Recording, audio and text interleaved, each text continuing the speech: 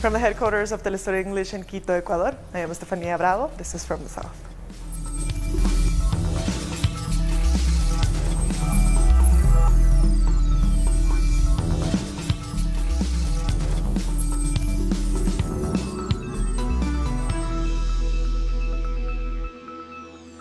Venezuela has issued a statement categorically rejecting the decision of the OAS Secretary General in seeking to initiate the application of the Inter-American Democratic Charter on Nicaragua.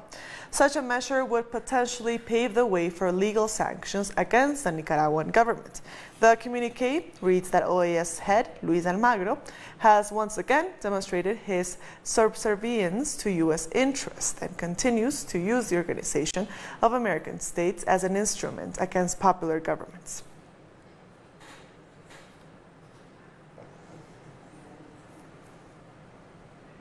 Also, Evo Morales condemned the OAS decision. On his personal account, he tweeted, "We reject that on instruction of the empire and with coup intentions, the intent to apply the democratic charter to Nicaragua. You cannot go against the self-determination of peoples. The organisms must respect the sovereignty of Nicaragua." This, of course, follows a statement earlier in the week by ALBA TCP countries, which rejected the application of unilateral U.S. sanctions against Nicaragua. Just a few days to go before his term in office comes to an end, Brazilian President Michel Temer has a disapproval rating of over 80%. According to a poll by Datafolha, 82% of Brazilians say they are against Temer. Meanwhile, 62% categorize his government as really bad. Michel Temer came to power after a parliamentary coup against former President Dilma Rousseff in 2016.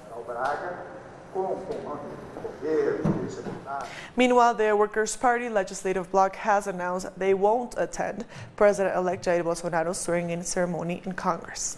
The PT said Bolsonaro promotes hate against social movements, against their party, and against former President Luis Ignacio Lula da Silva.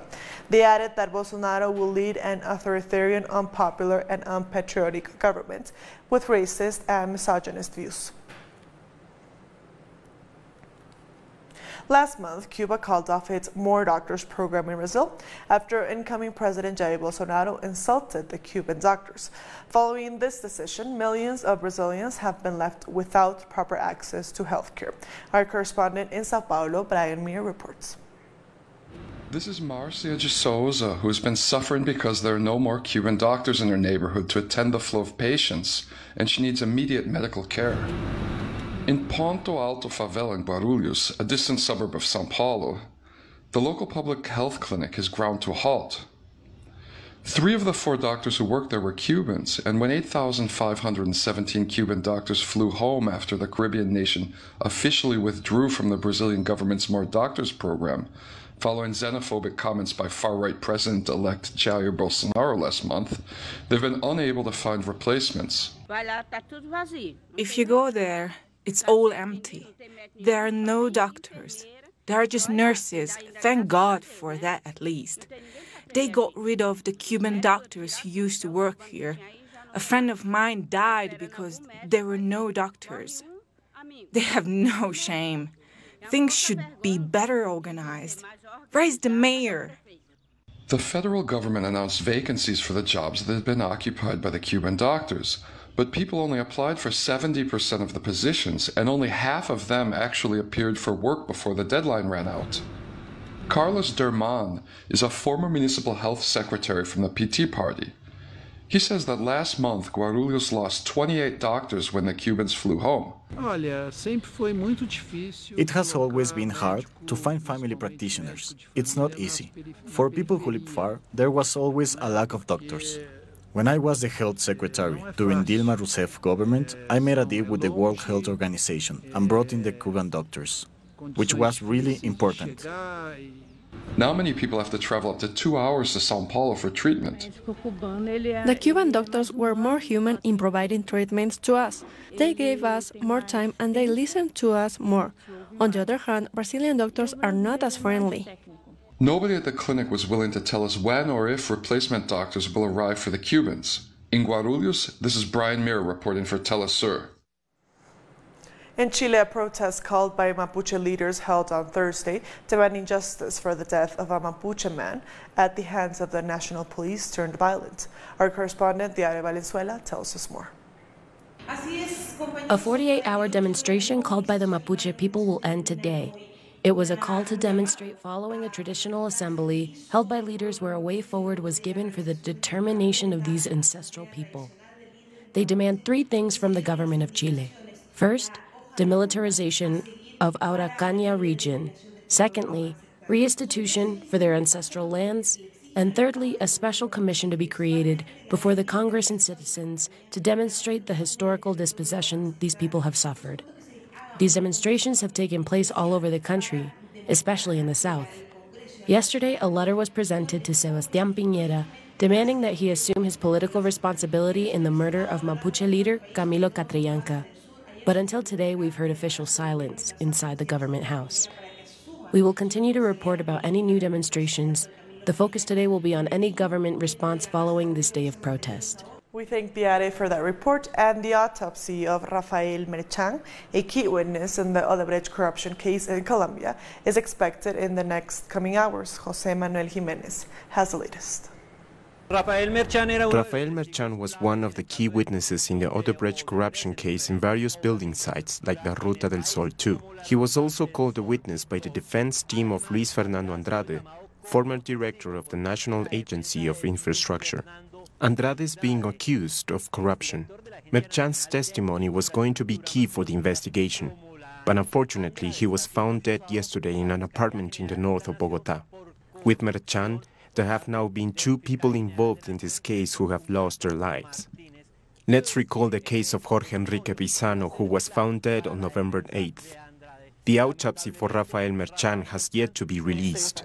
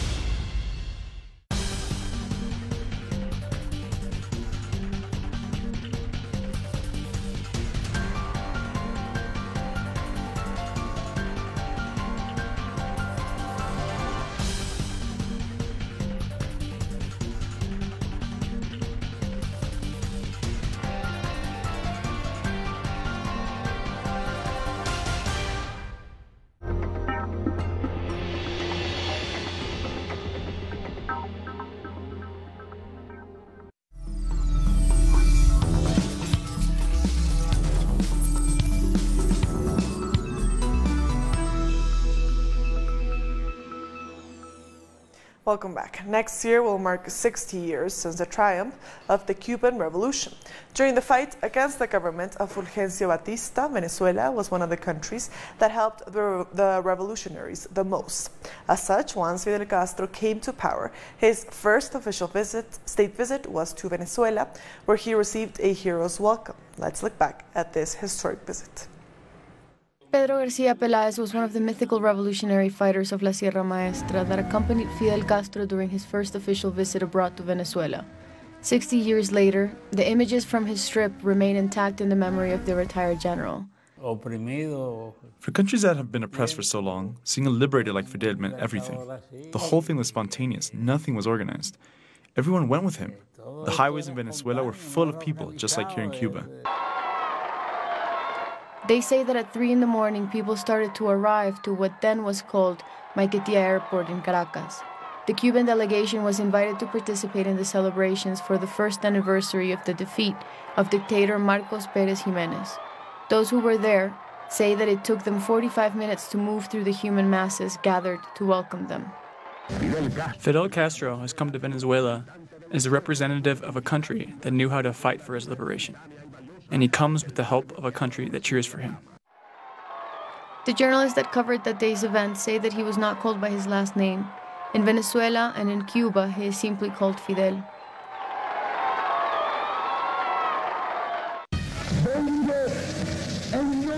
I come in the name of the people that today ask for your help and your solidarity.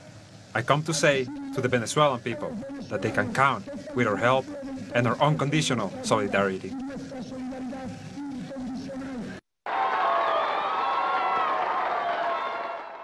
At the O'Leary in Caracas, 300,000 people took part in welcoming Fidel. During 2 hours, he explained the ideals behind the Cuban Revolution. If someday Venezuela were to be under the boot of a tyrant, count on us, the Cuban combatants of La Sierra Maestra.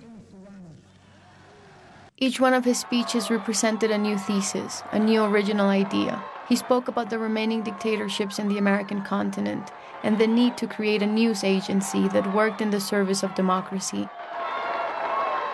He took the presidential podium at the Chamber of Deputies in Caracas. Government officials received him in Miraflores Palace. He was granted an honorary degree, and he spoke with President Rómulo Betancourt and with Chilean poet Pablo Neruda. Fidel Castro has come to a diplomatic act in his honor, making his way down from his private room at the Cuban embassy with the utmost humility. Despite every formality given to him, he is still the same person who spoke directly with the campesinos from La Sierra Maestra for over 2 years during his revolutionary campaign. Fidel kept inside his heart the impact of the crowds that came to greet him in Venezuela. He said Venezuela must become a leading nation to unify all of America. Cuba's voice had started to travel across the world. 2 women have died in Jamaica after a boat carrying over a dozen passengers capsized. The victims have not yet been identified. 11 passengers were rescued off the coast of Kingston and have been transferred to a local hospital. Authorities say they responded immediately to the distress call made by the boat and were able to recover the rest of the passengers. The accident happened between Port Royal and Lim Cay. The government of Jamaica is considering imposing fines of up to $7,800 for violating the country's plastic ban. The ban on single-use plastics will take effect on January 1st. It's part of a state strategy to reduce the impact plastic waste is having on the environment. The Ministry of Economic Growth is still debating ways to enforce the ban. Dominica's government is set to start construction on a geothermal energy plant in 2019. The plant will help bring clean and low-cost renewable energy to around 23,000 homes, according to the government. The project is expected to be completed in 18 months. So far, the government has invested $18 million in the plant to be built. In the Roseau Valley, it will be a major boost to the Caribbean island, which aims to be the world's first climate-resilient country. The government of Bolivia is expecting the annual report from the United Nations on the eradication of illicit drug crops and alternative development. There are great expectations over the report's finding, as last year's showed an increase of 7% in the production of illegal crops. Social organizations and local authorities from coca leaf producing zones have highlighted that the work of reducing illegal crops has been done for years, in agreement with campesino unions. There is a coordinated teamwork with social organizations, as well as with different public and private organizations. We have seen a very positive result for our country. Last year, coca leaf farming increased by 7%, which set off alarms within the organizations responsible for the reduction of these crops. This year, they achieved the record of reducing over 11,000 hectares of coca leaf crops, almost double the 6,200 removed last year. This year, what we want to see in the report is that we have destroyed most of the illegal crop. That's the best we can achieve at the moment, because if we do a comparison across the region, taking into account all the financial support that comes from Colombia for the growth of coca leaf, they have almost quadrupled their crops. The same is happening in Peru. Since 2009, when the United States Agricultural Agency was expelled for meddling with Bolivia's international policies, the government assumed the costs of eradicating illegal crops. They also promoted cooperation with neighboring countries and introduced methods approved by campesino unions. We have new tools that allow the national police to be more efficient. For example, paying informants or intercepting calls. We have an effective cooperation law and a law to destroy property taken from drug traffickers. Bolivia is the third largest producer of coca, having about 24,500 hectares of the crop last year, out of which 20,000 were legal. Peru comes in second place with 44,000 hectares, and Colombia first with more than 200,000 hectares. Israeli Prime Minister Benjamin Netanyahu has met with Brazil's President-elect Jair Bolsonaro ahead of his inauguration. This is the first visit to Brazil by an Israeli premier. No announcement to Jerusalem was made, as some anticipated, regarding the moving of the Brazilian embassy in Israel. Other guests will include Chilean President Sebastián Piñera, Hungary's Prime Minister Viktor Orbán, and U.S. Secretary of State Mike Pompeo. Colombia is home to many colorful Christmas and New Year's Eve traditions. Let's hear from our correspondent Paola Fernandez from Bogotá on how to celebrate the closing of the year. There are many Christmas traditions in Colombia. Every city decorates their main streets and avenues with traditional Christmas lights. On December the 7th, Colombians celebrate El Día de las Velitas, or the Day of Little Candles, when adults and kids light candles together to make wishes for the family. Then there is the Novena of Aguinaldos, or Ninth to Baby Jesus, which is a set of prayers they say on the 9 days leading up to Christmas Eve on December the 21st. In other countries, Santa Claus is the one every children is waiting for, while in Colombia, Baby Jesus is the one who brings presents to them. And the last one is the celebration of the New Year. For this occasion, Colombian households make a range of traditional dishes such as roasted piglets, tamales, donut, custard, or special bread. And there is also ajiaco soup, but not every region makes it. There are also customs that are meant to bring good luck for the coming year, like wearing yellow underwear. Some people burn special incense, while others eat 12 pieces of grapes when the clock chimes midnight. And there are those who go around their block with a packed suitcase so their next year will be full of traveling. These are among the most common traditions found here in Colombia this time of the year. We thank Paola Fernandez for that report. President Nicolás Maduro attended a presidential New Year salute alongside the Bolivarian Armed Forces. Accompanied by the Minister of Defense and the country's Attorney General, the president paid tribute to South American liberator Simón Bolívar, as well as the commander and leader of the Bolivarian Revolution, Hugo Chávez. During the activity, Maduro highlighted the work of Venezuela's armed forces and sent a message of solidarity for the work being carried out in the defense of the country's national sovereignty.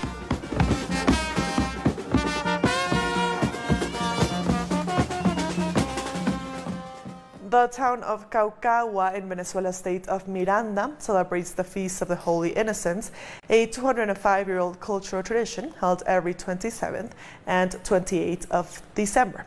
Here, the Pantoja community carry green and red flags symbolizing the richness of the land and the blood of lost children. It's a tradition which is passed down from generation to generation. The boleros are central to the festivities as they go around the village frightening people in colorful costumes and hats.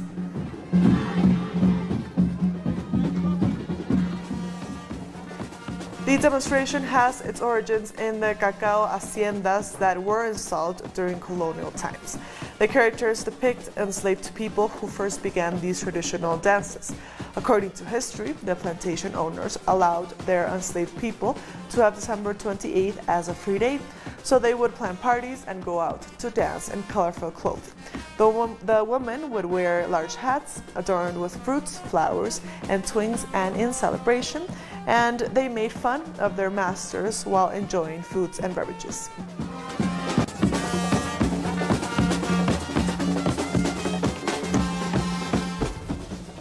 We'll be back very soon. Stay with us.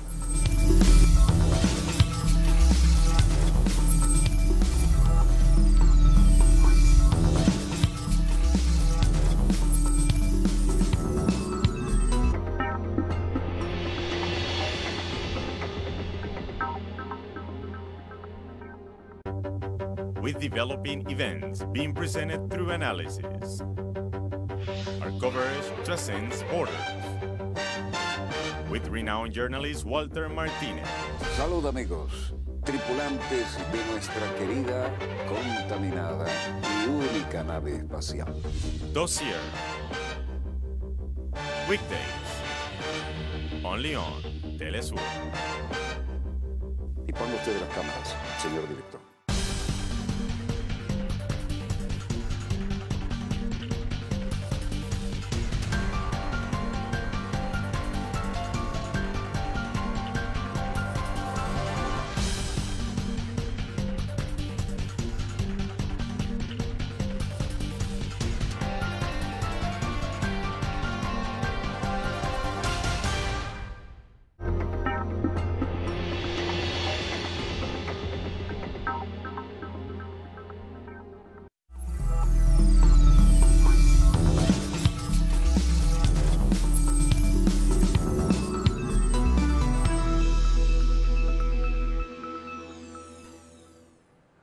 Welcome back. With less than 48 hours to go before the presidential elections, in the Democratic Republic of Congo, a new poll is pointing to a victory for the opposition.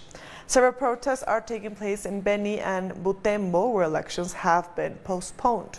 The poll by New York-based Congo Research Group revealed that 44% of voters intend to vote for the Lamuka coalition candidate Martin Fayulu. This puts him ahead of former frontrunner Félix Tshisekedi and the ruling party's Emmanuel Shadari.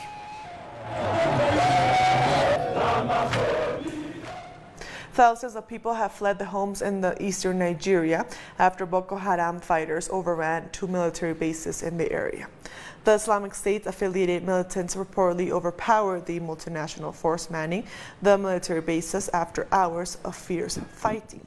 In 2015, the militants overran the same bases and killed hundreds of civilians before the government sent reinforcements to the town. 3 Vietnamese tourists have been killed and another 9 have been injured from a bomb explosion near their bus as they were traveling to the Giza pyramids in Egypt. The bus was carrying 14 tourists from Vietnam when a homemade device exploded on a roadside near the Giza pyramids in Cairo. The bus driver and tour guide, both Egyptian, were also wounded. Security forces have cordoned off the area and opened an investigation into the case. No group has claimed responsibility yet. Israeli authorities have demolished over 500 Palestinian homes in 2018, leaving more than 1,000 people homeless. The report issued by the Abdullah Haurani Center shows that a majority of demolitions were carried out in the Israeli-occupied West Bank and East Jerusalem. In addition to homes demolished to pave way for Jewish-only settlements, Israeli authorities frequently demolish the homes of Palestinians allegedly involved in attacks against them. A ship carrying over 300 migrants who were rescued by the humanitarian organization Open Arms has been allowed to dock in Spain. The government authorized the ship to dock after it was refused by both Malta and Italy. This resulted in migrants spending the holidays in the chilly waters of the Mediterranean Sea. Thousands of migrants hoping to reach Europe to escape poverty and war have died using the maritime route to enter Europe. Meanwhile, the Spanish Red Cross, which was on hand to receive the migrants, has said the majority of them are in good health. They are, in general terms, in good health. As a precaution, we have evacuated a person suffering from vomiting and fever. But their condition is good in general. Dozens of Yellow Vest protesters have tried to block the entrance to an oil refinery near the city of Lyon in France. They were stopped by police and no clashes were reported. Representatives of the Yellow Vest movement have said that a 7th straight Saturday of protests will take place across the country on New Year's Eve. What everyone needs to understand is that we've decided not to stop. The movement is not off. There is a small break, let's say during the holidays. And in January, it will start all over again. So we're showing that we're here. We're showing that we're not tired. And then we'll see how far it goes. A new report has accused the UK government of social murder of vulnerable people through austerity measures. The research published by the British Lancaster University in a peer-reviewed journal shows that the current government's policies regarding the social security system are harming working-class people. Severe cuts to benefits could harm the physical and mental well-being of low-income people. This resulted in an increase in suicides, deaths due to malnutrition, and homeless people dying on the streets. Donald Trump has threatened to close the border and stop any financial aid for Honduras, Guatemala, and El Salvador if he does not get support from the Democratic Party to build the wall. Alina Duarte has the details. This Friday, U.S. President Donald Trump threatened to close the southern border if the Democrats refused to provide funding to complete the construction of the wall. He took to Twitter threatening to close the border after 1 week of the partial shutdown of the government, which has affected close to 800,000 public workers. Via his Twitter account, he said he is forced to close the southern border if the Democrats don't give up the money to finish the wall and change the migration laws that he labeled as ridiculous. He also assured that the United States is losing money with Mexico, more than $75,000 every year, not counting drug money. He's insisted on closing the border and building the wall. He said that Honduras, Guatemala, and El Salvador are not doing anything for the U.S., only taking its money. Trump also threatened to cut all financial aid to these countries that he says are taking advantage of the United States, saying that they have been doing so for years. These are the latest threats from U.S. President Donald Trump in his efforts to obtain the $5 million for the wall. We thank Alina for that report, and we end in Jamaica, where Prime Minister Andrew Holmes has shown that it is really a season to be jolly with his dance moves. As we prepare to say goodbye to this year and celebrate the start of 2019, Holmes has reminded us how we should do it. So don't forget to show off your best moves as you dance the night away.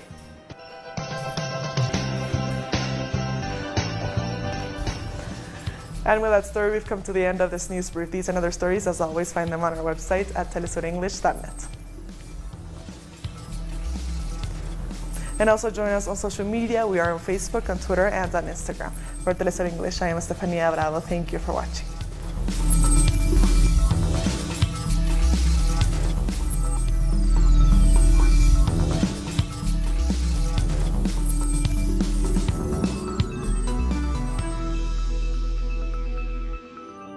Enjoy our programming from Monday to Friday, where you'll find the best information on culture, innovation, concerts.